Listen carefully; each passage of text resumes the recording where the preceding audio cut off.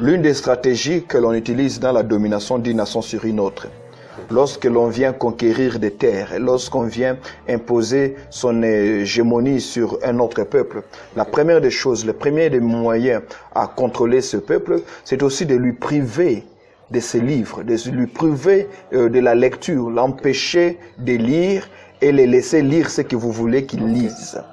Voyez-vous, ainsi vous allez vous rendre compte, par exemple dans la colonisation, le colonisateur lorsqu'il arrive, il s'approprie de tous les éléments, qui vous relatent de tous les écrits qui ont été écrits par vos savants, par vos philosophes, par vos ancêtres, ils vous les prennent parce qu'ils savent combien l'absence de la lecture ou de l'information peut vous maintenir longtemps dans l'esclavage.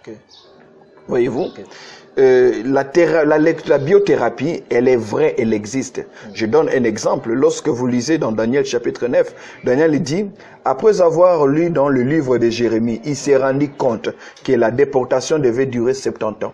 Et il s'est mis à prier jusqu'à ce que l'Éternel a ramené le peuple sur sa terre natale. C'est pour dire qu'une délivrance est arrivée, pas parce que quelqu'un a été fort, mais parce que quelqu'un a découvert dans les livres. Donc la biothérapie consiste à se guérir soi-même, à guérir sa pensée, à modifier ses paradigmes au moyen de la lecture. Et un peuple qui ne lit pas est un peuple qui s'autodispose à la domination, qui s'autodispose à l'aliénation, qui s'autodispose à la marginalisation ou même à la colonisation.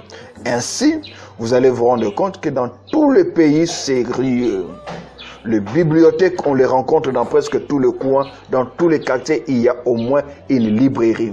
Quand vous entrez dans des supermarchés, il y a des rayons prévus pour la librairie.